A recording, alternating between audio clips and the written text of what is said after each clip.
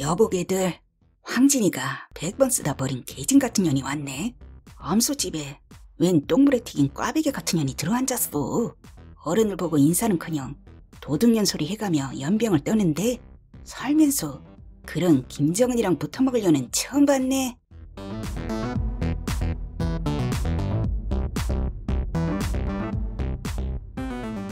암소가 술 마신 집. 김종강.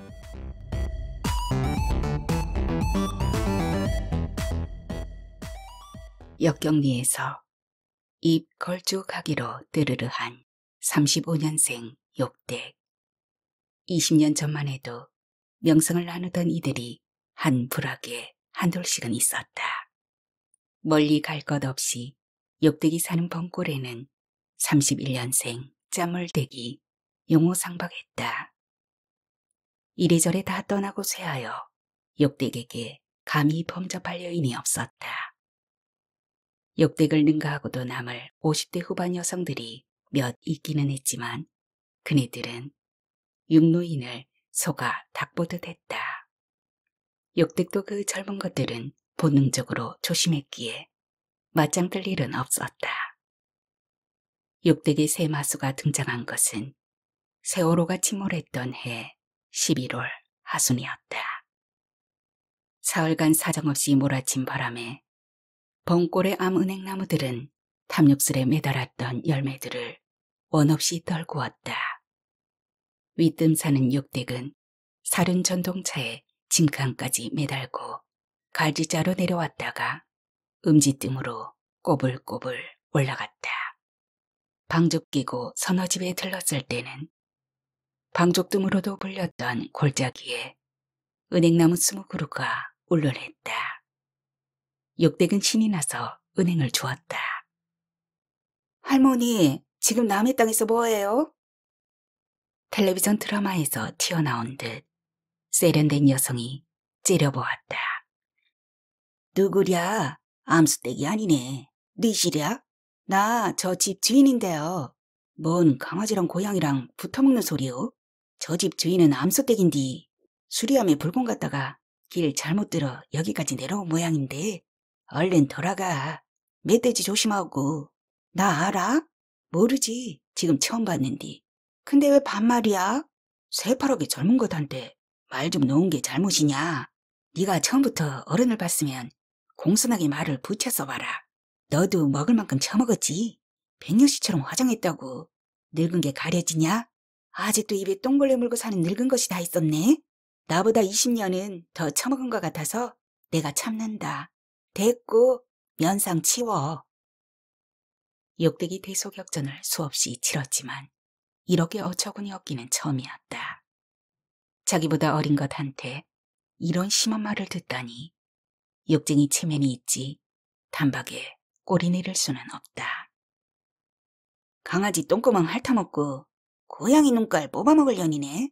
여기 은행나무 밭이 옛날에 방죽이었다. 이 땅 파서 방죽에 파먹고 차근차근 밟아버리려나? 너 죽을래? 오장육부 따로따로 매달아줘? 욕댁은 퍼뜩 알아차렸다. 자기가 감당할 수 없는 상대임을. 뭘 모르는 것들은 욕댁이 오로지 입만 가지고 싸워온 줄 안다. 아니다. 욕댁에게는 또래 어떤 여성과도 싸워지지 않을 만큼의 전투력이 있었다. 씨름으로 비교하자면 백두급 체격에 이만기 뺨치는 싸움 기술이 있었다. 함께 늙어온 또래에 견주면 여전히 체격과 전투력에서 우위였다. 허나 젊은 것을 상대하기에는 쇠할대로 쇠한 몸이었다. 이 늦자고 없는 것은 자신이 한창 젊었을 때만큼이나 단단해 보였다. 굳이 싸워보지 않아도 전투력이 월등할 것이었다. 게다가 아무리 소리 질러도 누구 하나 봐주리가 없을 만큼 후미진 곳이라는 것도 불리했다. 암소댁은 어디 갔나? 나와보지도 않네. 맹하고 싸울 줄 모르는 암소댁이 무슨 도움이 되겠는가마는. 욕댁은 얼굴을 순순하게 고쳤다. 젊은 양반, 내가 잘못했어. 근데 정말 나는 모르겠네. 젊은 양반이 나한테 왜 이러는지. 내가 저 집하고 저 집에 달린 임야 다 샀어. 은행나무 밭도 내 땅이란 말이야. 금시초문이구먼. 이제 들었으니까 꺼져. 그니께 암소댁한테 집을 샀다는겨? 이제 귓구멍이 뚫렸어? 근데 왜 자꾸 암소댁이래? 우리 양순이를 암소댁이라고 부르는 거야? 난 공식이한테 샀어. 은행나무도 샀다고? 다 샀어. 땅 사면 나무도 산 거지. 그렇구만. 몰랐네. 근데 말이여, 자네도 은행을 주술라고? 미쳤어? 전원생활 하려고 기항한 건데 왜 은행 같은 걸 줘? 말 잘했네. 내가 은행 싹 치워주겠다니까. 암소댁도 은행 때문에 골치 아파했구먼. 암소댁이 부지런쟁이지만 은행을 못 만지는 체질이여.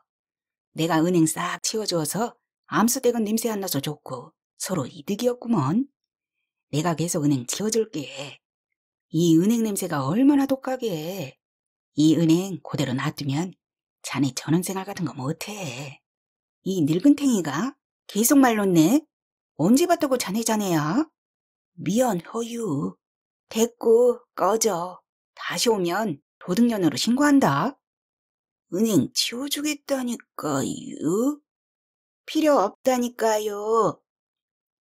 육댁은 알짜배기 은행을 잃고 싶지 않아 비벼보았으나 새 집주인은 벽창호였다. 육댁은 보이스피싱이라도 당한 것처럼 내려오다가 음지댐 옆에 네들이 전두댁 평상에 모여 고구마 먹고 있는 걸 보았다. 육댁은 참았던 분노를 터뜨렸다. 여보게들, 황진이가 100번 쓰다 버린 개진 같은 년이 왔네. 암소집에 웬 똥물에 튀긴 꽈배기 같은 년이 들어앉았어. 어른을 보고 인사는커녕 도둑년 소리 해가며 연병을 떠는데 살면서 그런 김정은이랑 붙어먹으려는 처음 봤네.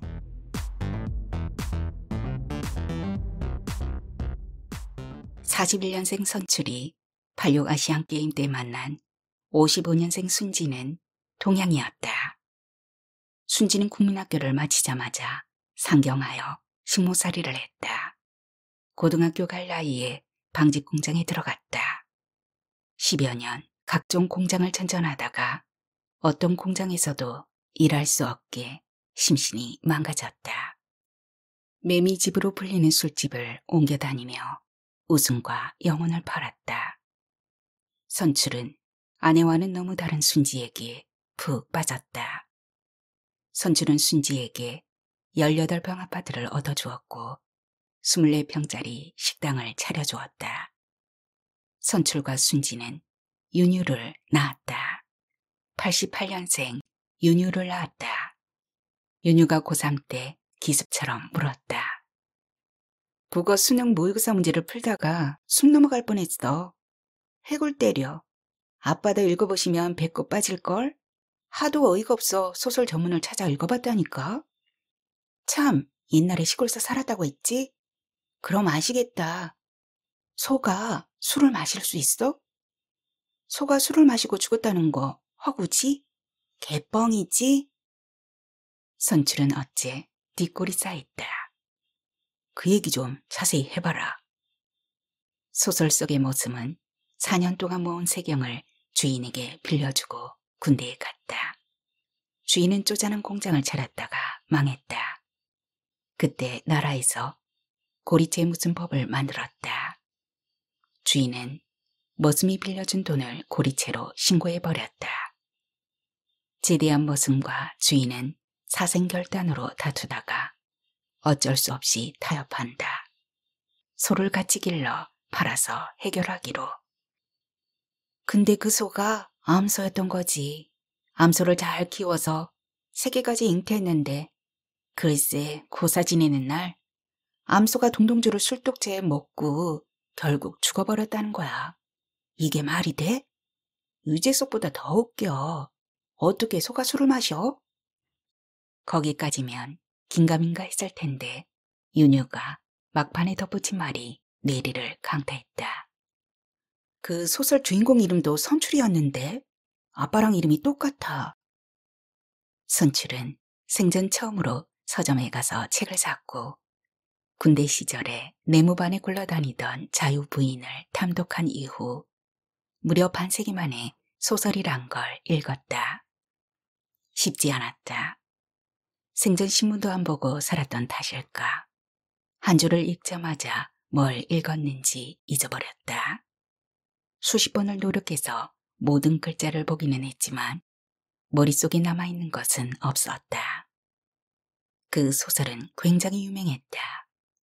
수능시험에 나오는 소설이니 안 유명할 리가 없지.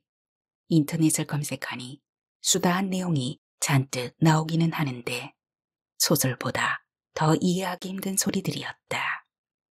세 아들과 두 딸에게 암소라고 이문구라는 사람이 쓴 소설이 있다는데 아냐고 전화해 봤더니 그게 무슨 암소가 술주정하는 소리냐는 반응이었다. 이놈들아, 책 좀 읽고 살아라. 신경질을 냈더니 아들 하나는 구태여 염장을 찔렀다. 부모가 본을 보여야 책도 읽는 거지. 책하고 담 싸고 사신 부모 밑에서 태어난 것들이 오죽하겠어? 알고 지내는 늙은 것들도 무식하기는 마찬가지였다. 갑자기 소설? 너 노망났냐? 우리가 갈 때가 되기는 했어. 그려, 너부터 가라.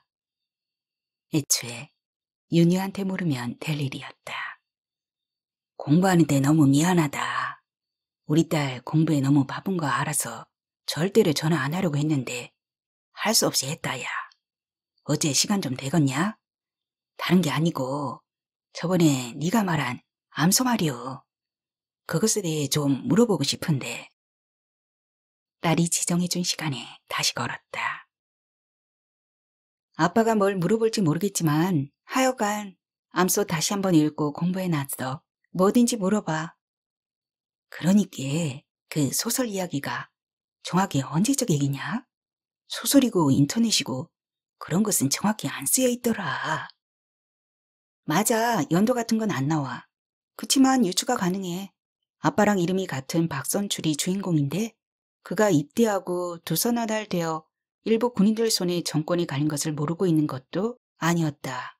라는 문장이 있거든. 그로부터 대략 4년 후에 일어난 일이니까 65년쯤이라고 봐야겠지. 사람 이름이 잔뜩 나오더라. 그 사람들이 대충 어떤 사람들인지 설명해 줄 수 있겠냐? 등장인물 관계도 같은 거? 뭐 별거 없는데? 주인공이 2명인 건데 멋은 박선출은 24살이라고 봐야겠고 박선출이 사귀는 여자가 있어. 신실이라고. 그리고 다른 주인공은 주인 황구만인데 52세라고 나와. 황구만 부인은 고라떼기고 두 사람에게는 관연한 딸 양순이랑 중학교 다니는 공식이가 있어. 신실이랑 양순이랑은 절친 같고 그러고 박선출 친구로 혹시 신실이한테 의붓 동생이 있냐? 신실이 엄마는 가부고 바람 피우냐? 어떻게 아셨어? 아, 참, 읽었다고 했지? 맞아, 아빠처럼 바람 피웠어. 작가가 소설 더 썼으면 나 같은 거 하나 더 태어났겠지? 읽어서 아는 게 아니란다. 이 소설 쓴 사람 어디 사람이냐? 혹시 안녕씨랑 연고가 있냐? 충청도 안녕시 출신이고 안녕시를 배경으로 쓴 소설이 많아. 의심할 여지가 없었다. 암소는 선출 자신의 이야기였다. 이문구 씨가 누구한테 어떻게 듣고 어떻게 쓴 것인지는 모르겠지만 선출이 1965년에 겪은 그 일 그대로였다. 그의 암소 따라 죽어버리고 봤던 그날을 어찌 잊으랴. 윤윤이 엄마는 지천명을 못 채우고 세상을 등졌다. 선출의 아내 신실은 탄식했다. 뭔 젊은 여자가 그리 급해. 나 죽으면 영감 챙겨줄 옆에 내가 있으니 마음 편히 눈 감겠다 했는데 나보다 먼저 가? 에라이 불쌍한 년. 그토록 내 속을 썩이더니만 죽어서까지 내 속을 썩이네. 조촐한 장례를 마치고 칠순아비가 21살 혼의 자식에게 물었다. 이제 어찌할 셈이냐? 대학 졸업해야죠. 그 다음엔 알아서 잘 살 테니 신경 끄삼. 세월호가 침몰했던 해 늦가을, 선출은 낯선 이의 전화를 받았다. 형님, 나 공식이요, 공식이. 형님이 머슴 살았던 황구만 시댁 외아들 황공식이라고. 단박에 기억났다. 공식이 목소리가. 반세기 전 목소리가 늘 듣던 목소리처럼 생생하다니. 얼라? 이 쌍놈의 새끼 보게? 어릴 때도 말버릇이 강아지 반찬이더니 네가 나이가 지금 몇 개인데 말이 그따위여. 반갑지 않은 건 알겠는데 그래도 그렇지. 성적부터 낸대요. 고향 싹 잊어버리고 서울서 잘 사는 사람 맞구먼. 공식은 선출이 왜 화나는지 모르는 듯 했다. 선출에게 머슴살이 5년, 군대 가기 전 4년 보태기, 군대 다녀와서 1년은 지옥적인 과거였다. 인생 경력에서 도려내고 싶은 오점이었다. 고향 떠나서 술술 잘 풀렸다. 공장 생활 10년 동안에도 중동에서 6해를 버틸 때도 새끼손가락 하나 잃지 않았다. 서울 변두리 집을 장만하고 땅을 샀는데 재개발 지역이 되는 바람에 졸부도 되었고 국가부도 사태 때도 불구경하듯 별일이 없었다. 돈이 돈을 번다고 싸게 나온 건물 사서 비싸게 파는데 도가 텄다. 아담하지만 실속 있는 빌딩을 몇이나 소유한 건물주로 떵떵댄 지도 20년이 되어간다. 그런 선출이 고향을 멀리한 것은 가서 금이 환양 돈자랑이라도 할까 하다가도 꾹 참아버린 것은 바로 그 머슴살이 경력 때문이었다. 무덤까지 지고 가고 싶은 과거였다. 고령화 시대라 그 과거를 직접 본 사람들이 고향에는 아직도 여럿 남아있을 테다. 고향과 철저히 두절하고 살아왔다. 그런데 고향에 왼수 아들놈이 불쑥 전화해서는 굳이 머슴 살았던 이라고 하니 화가 안 날 수가 있겠는가. 눈앞이었다면 스마트폰으로 머리통을 쥐어박았을 테다. 대충 끊어버렸는데 공식이 건물 사무실까지 찾아왔다. 스마트폰이 있어 찾는데 아무런 어려움이 없었단다. 피골이 상접한 꼬락서니만 아니었어도 문전박대했을 테다. 나무꼬챙이처럼 빼빼 마른 몸뚱이에 50년 전에 봤던 얼굴이 힘겹게 매달려 있었다. 형님, 듣던 대로 겁나게 성공해버리셨네요. 너는 내일 죽을 사람 같다. 맞아요. 최장은 말기예요. 공식의 용건은 뜻밖이었다. 나도 형님처럼 예전에 고향을 뜨긴 했는데 나는 팔자가 사납대요. 되는 일도 더럽게 없고 아버지가 비닐하우스 한다고 설칠 때 기농했지요. 버섯도 해보고 유기농 오리 벼농사도 지어보고 먹고는 살았슈. 아버지 유지받들어 소도 키웠는데 진짜로 우리 집터는 소하고는 상극인가 보대요. 소값 파동 한번 얻어맞고 무슨 전염병으로 한 번에 5마리 낮아빠지는 거 보고는 다시는 소 안 키웠슈. 어쩌다가 공사판 경비를 해봤는데 그게 농사보다 훨씬 더 벌더라고요. 농사 작파하고 경비로 살았죠.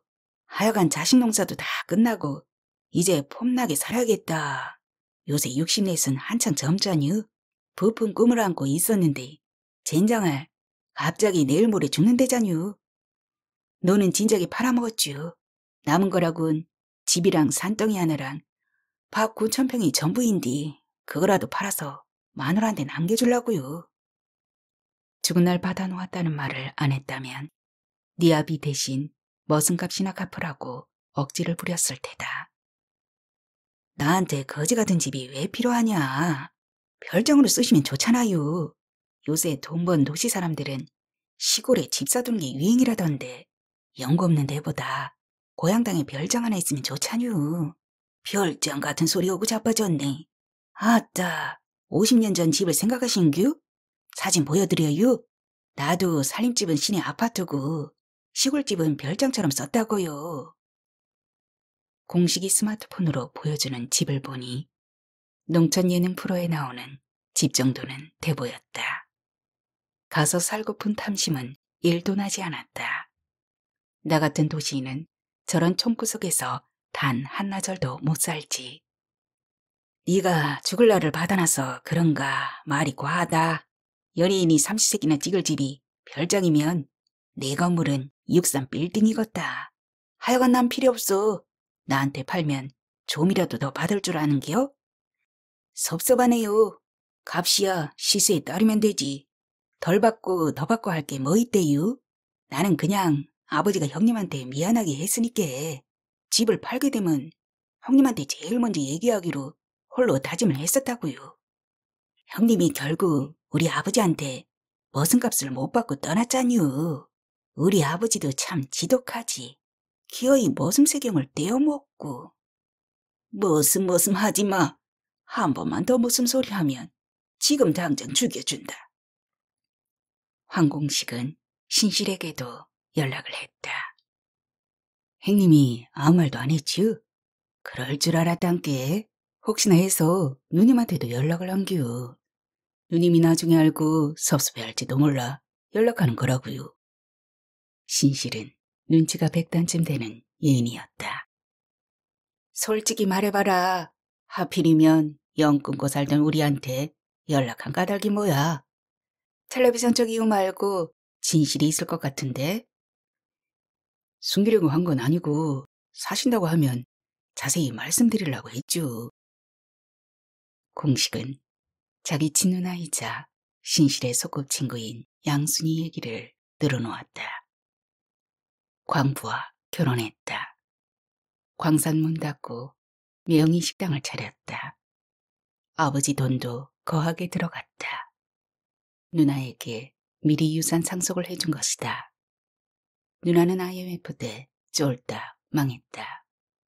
매형은 밤나무에 목매달고 자살했다. 동가식 서가숙하던 누나를 친정집에 들어와 어머니 모시고 살게 했다. 어머니 돌아가시고 누나 혼자 밭농사 지며 근근히 살고 있다. 집을 아무에게나 팔면 누나는 집을 나가야 한다. 다 늙어 갈 데가 어디슈? 누님네가 사면 설마 나가라고 하겠소? 그냥저냥 별장지기로 살게 해주겠지. 되게 불쌍하게 얘기하네. 네가 모시고 살면 되지. 시어머니도 못 모시고 사는 세상에 누가 시누이를 모시고 살아요? 신실은 남편의 혼의 자식 윤유를 불렀다. 윤유는 대학을 졸업하기 위해 안 해본 알바가 없었다.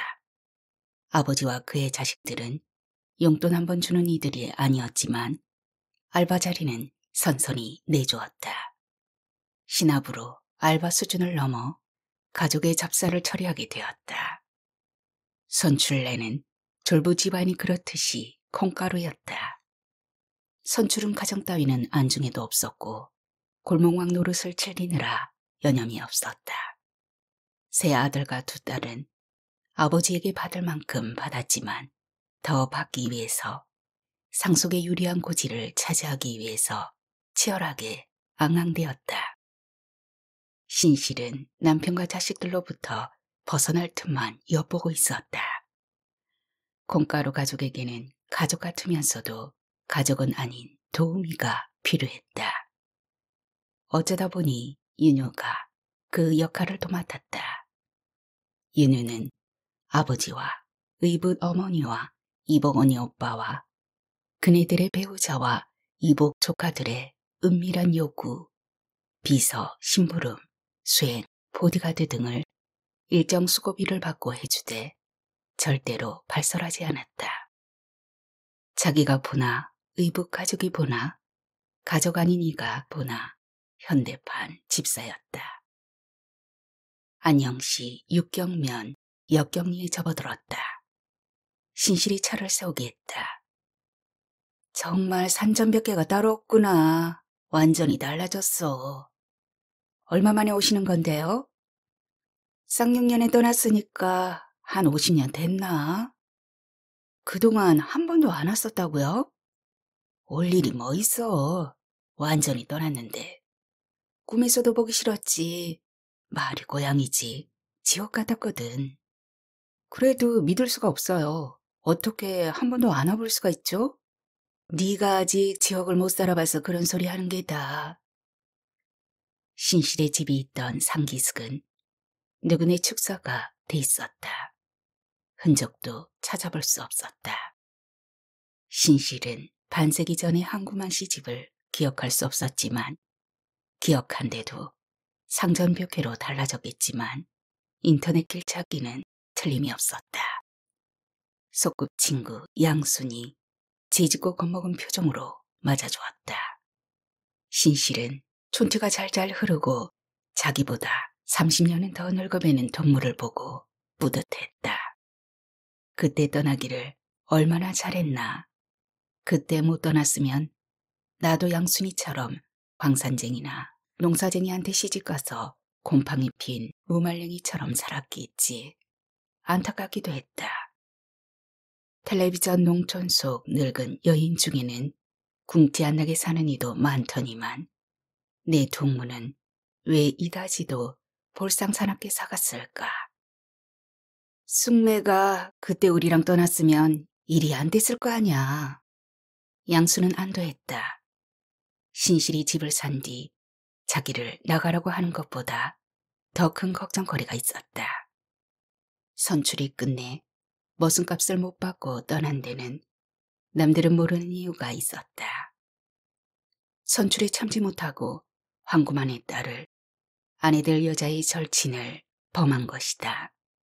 겁탈이 아니었을지도 모른다. 양수는 선출과 거래를 했다. 당장 떠나면 아무 얘기도 말하지 않을게요. 떠나서 돌아오지 않으면 평생 비밀로 간직할게요. 신실은 여전히 그 일을 모르는 듯 했다. 두 여인은 꼭 껴안았다. 양순과 궁식이 집 구경을 시켜주었다. 집 가까이 덤불숲에 골조물이 을신년스럽게 사가 있었다. 밤이면 온갖 귀신들이 모여 반성회를 할 듯했다. 신실의 입에서 잊고 살았던 사투리가 뛰쳐나왔다. 저 개갈란 나는 게 뭐요?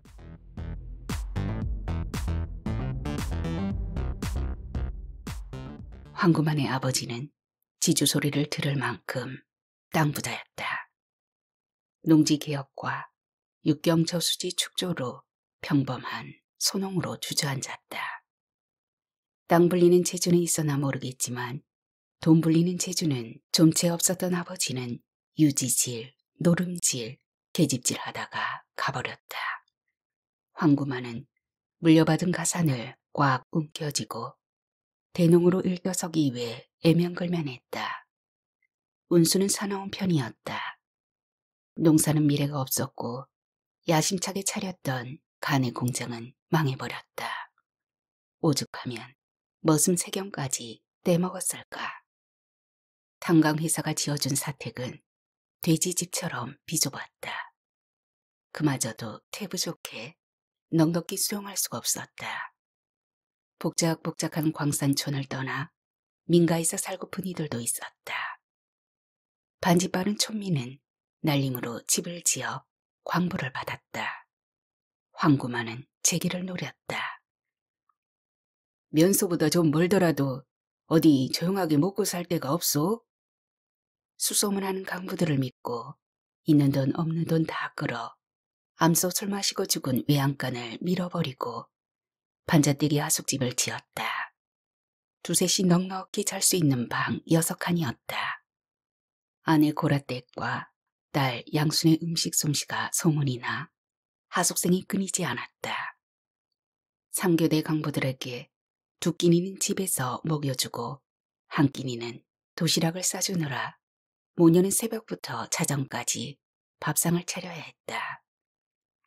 먹이고 재우는 게 얼마나 어려운 일이간디. 남는 게 한 푼이라고 있을라고.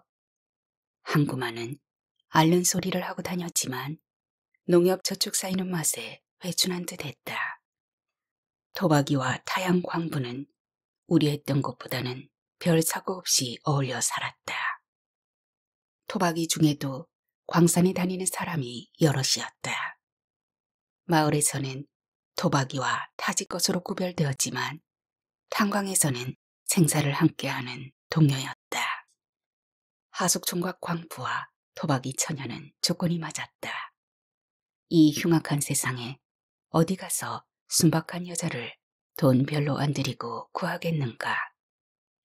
이 배고픈 세상에 고향 땅을 떠나지 않고 월급 따박따박 나오는 직장인 사내와 맺어진다면 큰 복이 아니겠는가. 얼추 눈길만 맞아도 몰래 연애를 했고 소문이 나거나 들키면 당장 식을 올려달라고 도리어 큰 소리를 쳤다. 딸 부모도 굳이 반대할 이유가 없었으니 일사천리로 국수잔치가 벌어지고는 했다. 양순도 광부 중 하나와 눈이 맞았고 결혼에 이르게 되었다. 황구마는 면유지 체면에 불알 두 채밖에 없고 언제 죽을지 모르는 목숨인 광부놈에게 딸을 내주는 것이 억분했지만 불러오는 배를 보고 얼른 식 올려주고 부조돈이나 챙길 수밖에 없었다. 석탄 합리화 정책으로 광산이 일제히 문 닫은 후 황구마는 화숙집을 밀어버리고 비닐하우스를 세웠다. 어차피 햇빛도 안 들어오는 골짜기니까 겨울 농사나 지어보려고. 수익이 굉장하다는 뜬소문과 농협과 면사무소와 농촌지도서의 가문이설에 혹하여 파이프를 받고 시설 재배에 뛰어든 사람이 역경리에서도 6집이나 되었지만 다들 몇 년 못 갔다. 수익은 둘째 문제고 수시로 들어닥치는 태풍에 비닐이 갈갈이 찢기고 쇠파이프까지 휘어져 못쓰게 되는 판이니 해먹을 수가 없었다. 가지 않은 산이 태풍을 막아주니까 자연 철벽이니까 나는 안 망해. 버티던 항소고집 황구만도 두 손을 들고 말았다. 박봉준 같은 운동권들은 말이여. 우리가 이라운드로 농촌이 곧 죽을 것처럼 말하는디 잘 잡으면 기회요. 정부가 농촌에다 돈을 쏟아부을 거 아닌가 봐. 그 눈먼 돈들을 잘 잡으면.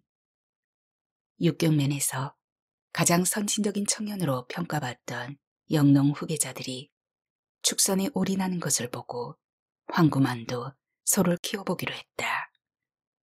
비닐하우스를 해체하고 소 20마리 규모의 축사를 지었다. 송아지를 보러 다니던 중 향년 77세로 급사하고 말았다. 귀농하여 기업을 이어받은 황공식은 소 키우기에 진력이 나자 버섯 막사로 바꿨다. 2000년대 동안 그럭저럭 벼터냈지만 노무현 전 대통령 서거할 무렵 적고 말았다. 신실히 보고 경악한 것은 버려진 버섯 막사가 6년 세월 풍화한 꼬라지였다. 황구만의 집은 여러 가지로 불려왔다. 지주집, 방죽집, 은행나무집, 공장집, 암소집, 하숙집, 하우스집, 축사집, 버섯집. 가장 오래 회자했고 가장 널리 알려진 것은 은행나무집과 암소집이었다.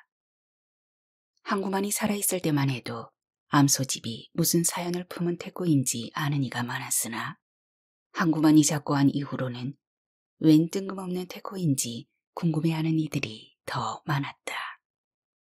그 집이 암소가 술 처먹고 죽은 집이잖여. 단순한 설명만으로는 부족했고 혹시 소설이 텔레비전 드라마처럼 사랑받는 시절이라면 암소 읽어봐. 거기다 쓰여있어. 라고 하겠지만 자세히 설명하기에도 애매한 이야기였다. 태코나 벼로가 생기는데 무슨 법칙이 있는 건 아니지만 암소집에 사는 여자라고 해서 양순의 벼로가 암소댁이 된 것은 더 괴상한 일이었다. 양순 본인은 내 젖이 암소것 마냥 글래머라 그리 부르겠지 했다. 어쨌거나 새 여자가 살게 된 뒤부터 대고가 또 하나 생겼다. 새 여자집. 양수는 식모처럼 되었다. 하루 세 끼를 혼자 다 차렸고 신실은 양순의 밥이 너무 맛있다고 외식은 거의 하지 않았다. 설거지도 청소도 빨래도 혼자 다 했다. 윤유가 설거지만이라도 도와주려고 했지만 불편하다고 제발 혼자 하게 해달라고 사정했다. 동네 아낙들이 대신 분노해주면 맹한 웃음을 지었다. 숟가락 2개 더 넣는 건데 뭐. 혼자 먹다가 영양실조 걸린 분들 많잖아. 셋이 먹으니까 대충 먹을 수가 없잖아.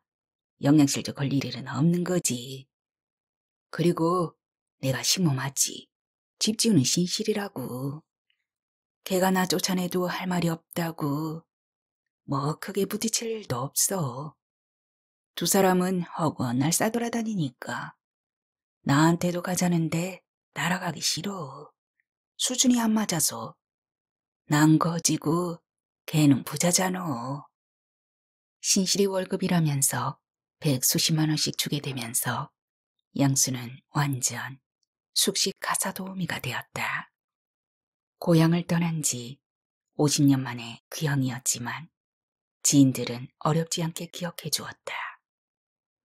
네가 그 선출이랑 바람나서 도망갔던 신실이라고. 그려. 네가 어릴 때부터 참사하게 예뻤다. 너랑 같은 반이었던 것이기요. 나는 너를 기억하는디 너는 나를 못 기억하네. 섭섭해. 하기는 넌 공주 같고 난 비렁뱅이 같았으니께. 진짜 공주라도 된 것 같다. 언니 살아 계셨네? 어떻게 하나도 안 늙었다. 나이를 거꾸로 먹은겨? 신실은 누가 됐던 이상가족 상봉하듯 감격스러운 해오를 한 뒤 도시에서 성공한 것을 자랑하는 재미에 푹 빠졌다. 진작 내려올 걸 그랬지. 마을 회관에도 자주 들러 툭 하면 한턱을 냈다. 병문안과 애경 사이도 빠지지 않았다. 병문안과 애경사를 놀러갈 건수로 삼았다. 부조도 남들보다 더하면 되겠지 덜하지 않았다.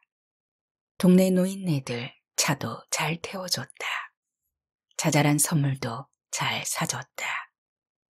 관공서와 초중교 행사에도 찬조를 아끼지 않았다. 돈 잘 쓰는 여자를 누가 미워할까? 신실은 몇 년 만에 역경리 아니 육경면에서 제일 회자되는 여인이 되었다.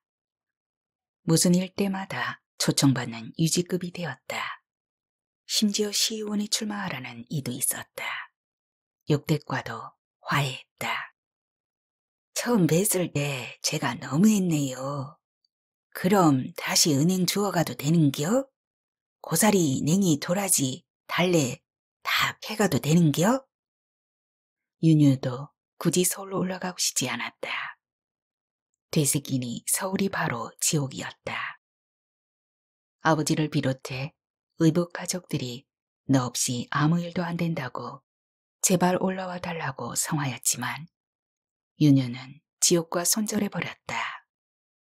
윤유는 의붓 어머니의 기사 겸 비서로 사는 것이 만족스러웠다. 밤이면 안녕시내의 젊은 사람들과 술 마시고 노는 일에 맞들였다. 안녕시 문화예술계를 책임지고 있던 소수 정리의 비교적 젊은 것들은 섹시한 섹시가 강림했다며 기꺼워했다. 재수가 좋은 사람은 엎어져도 돈을 줍는다고 했던가. 신실은 남편과 자식들 모르게 악착같이 모은 돈을 다 쓰고 죽을 각오로 살았다. 막상 돈이 얼마 남지 않으니 더럭 겁났다. 서울서는 3년 내에 죽을 듯 했는데 고향에서는 앞으로 100살까지는 살 듯 했다. 살려면 돈이 있어야 한다. 그때 로또 같은 일이 찾아왔다. 공식에게 구매한 산덩이는 음지고 평평한 구석은 찾아볼 수가 없었다. 가수원 같은 건 언감생심이고 무덤 자리도 안 나올 영양가 없는 산으로 소문나 있었다. 공식이 버섯 농사를 지을 때도 별로 도움이 안 되던 산이었다. 보릿고개 시절 개간한 차드락밭은 오래도록 버려두어 자갈투성이었는데 양순이 농사직 불금 타먹으려고 끈덕지게 깨나 콩을 심어 그나마 밭골을 유지하고 있었다. 시곡리와 역경리에 걸친 몇만 평의 땅이 농공단지로 지정되었다. 신실이 저렴하게 샀던 산과 밭은 예정지에 포함되어 수십억 원의 보상을 받게 되었다. 공식의 아내와 자식들이 들이닥쳐 억울하다고 하소연했다. 이런 일이 생길 줄 알았으면 팔았겠냐. 엄마에게도 권리가 있는데 아버지 혼자 마음대로 팔았으니 무효다. 아무리 돈이 대통령이라지만 자네들 너무하네. 공식이가 죽을 날 받아놓고 처자식 생각하는 게 갸륵해서 아무도 안 산다는 걸 내가 시세보다 2배나 높게 사준 것 아닌가. 근데 내가 공식이한테 땅 사기라도 친 것처럼 말하고 있지 않나. 내가 국가공무원처럼 여기에 농공단지 들어설 줄 알고 샀단 말인가? 신실은 기가 막혔지만 남들 눈에는 미리 알고 산 것처럼 보였다. 그래, 얼마를 주면 다시는 억지를 부리지 않을 건가? 신실은 각서를 받고 더 바라면 사람이 아니지 싶을 정도로 돈을 내주었다. 양순은 아무 말 안 했지만 양순의 자식 셋도 찾아왔다. 자기 어머니도 유산을 상속받을 자격이 있었는데 외삼촌 공식이 자기 혼자 자기 마음대로 부동산을 팔아먹었으니 매매 자체가 무효다. 양순이 손사래를 쳤다. 아니요. 엄마도 받을 만큼 받았어. 외할아버지가 논 팔아서 네 아빠한테 식당 차려줬던겨. 그때 외할아버지가 공식이 외삼촌한테 써준 각서도 어딘가 있을겨. 나머지는 다 외삼촌 거라고. 양순의 자식들이 이구동성했다. 엄마는 좀 가만히 있어. 신실이 혀를 찼다. 얼마씩 주면 되냐? 잔 조건이 있다. 너희 엄마를 모셔가라. 신실은 양순의 자식들에게도 각서를 받고 섭섭해하면 인간이 아니지 싶을 만큼의 돈을 주었다.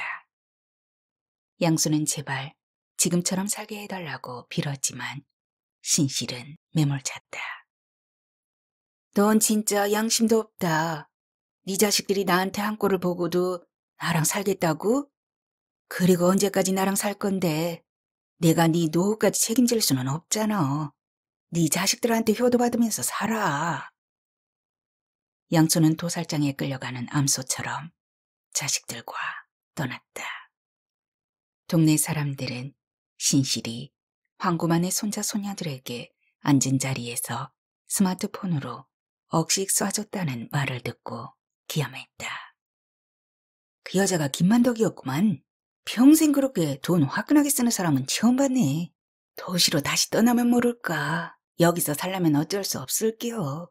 날마다 찾아와서 돈 달라고 하는데 어쩔게요? 로또 된 사람들도 다 그렇다잖아. 온갖 사람이 찾아와서 빚쟁이처럼 닥달한디야. 무서워서 살겠소? 돈 갖고 딴 데 가서 숨어 살면 되지. 대체 여기서 뭐하러 살라고 그런디야?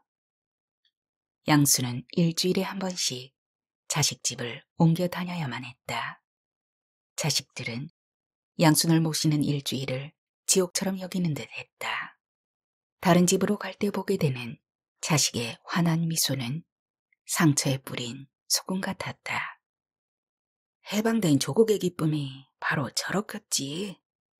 양순에게는 모든 자식집이 지옥 같았다. 일주일을 견뎌도 해방될 수도 없었다.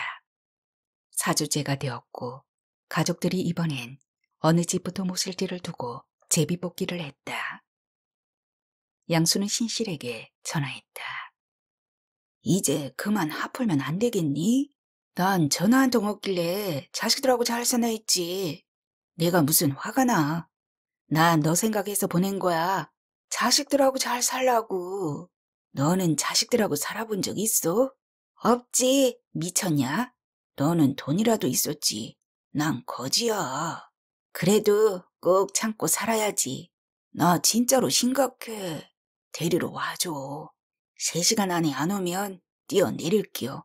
여기 10층이요. 신씨는 스마트폰을 집어던졌다. 숙맥 같은 년, 제 자식들하고도 못 살아? 윤유가 물었다.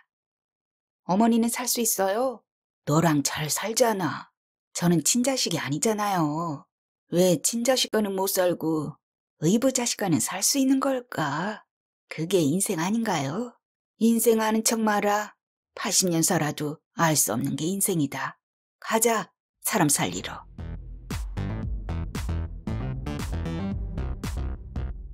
코로나19가 발발했을 때 신실이 두 여자에게 의논했다. 놀기도 지쳤어. 식당을 차려보고 싶은데 어때? 옛날 산길을 조금만 밀면 농공단지랑도 이어지고 큰 도로랑도 연결돼. 버섯막사 자리가 딱 전원 식당 자리 아닐까? 윤유는 탐탁지 않았지만 동의했다.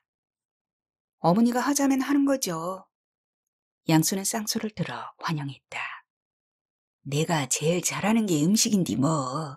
우리가 식당하다 망한 거 IMF 탓도 있지만 남편이 운영을 개판으로 했어.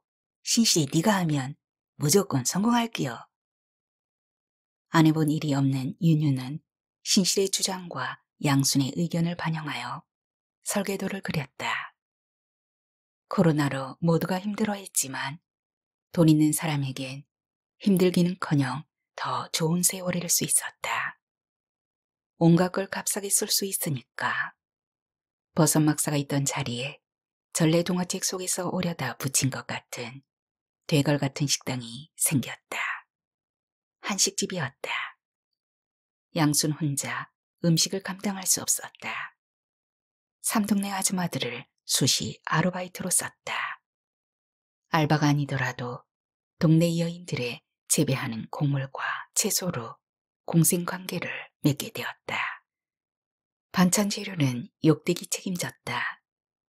욕대기 삼동네 들판과 야산을 헤집으며 채취해오는 버섯, 연꽃, 고사리, 도라지, 두릅, 냉이, 달래 따위로 별의별 나물이 가능했다. 욕댁 말고는 그렇게까지 그 악슬에 돈을 벌려고 하는 여인이 없었다. 위드 코로나 식당으로 소문이 났다. 안녕시 유지라는 것들은 몇 번씩 왔다. 품격 있게 먹을 만한 데가 별로 없다나. 윤유가 유튜브에 올린 영상 덕분인지 젊은이들도 찾아왔다. 여러 방송국과 유튜버들도 다투어 찾아왔는데 윤유가 기어이 쫓아냈다. 쟤들 다녀가고 계속 잘 되는 집을 못 봤어요. 그 식당 이름이 뭐냐고? 사실 새 여인은 이름을 짓는데 애먹었다. 동네 이름을 넣은 범골집, 풍경을 강조하는 은행나무집, 집의 역사를 담은 암소집, 현재를 밝히는 새 여자집, 셋다 넣어 은행 삼녀 암소집, 그 밖에도 무수한 이름을 썼다가 지웠다. 그러다 윤유 입에서 암소가 술 마시고 죽은 집 어때요? 양순이 토를 달았다. 죽은은 안 들어갔으면 좋겠어. 해서 정해진 이름이 암소가 술 마신 집이었지만 약칭 암소집으로 회자했다. 도로 암소집이 된 셈이다. 신실은 또 문상을 다녀왔다. 노인네들만 남은 시골이라 그런지 누가 요양원에 들어갔다는 소식 아니면 누가 죽었다는 소식이다. 언제 인지 능력을 상실하거나 저 세상 사람 될지 몰랐다. 신실은 100살까지는 살 것이라는 근거 없는 자신감을 거의 잃었다. 신실은 스마트폰에 녹음했다. 이것은 유언이다. 오래 고민했다. 녹음 마치면 여기 내려올 때부터 거래했던 이강진 변호사한테 찾아가서 제대로 작성할 것이다. 여기 내려올 땐 별 생각이 없었다. 여우가 고향 가서 죽듯 고향이 죽으려고 왔다. 몇 년 살다가 죽을 줄 알았다. 빈손으로 왔다가 빈손으로 가려고 했다. 나는 전혀 원하지 않았지만 갑자기 부자가 됐다.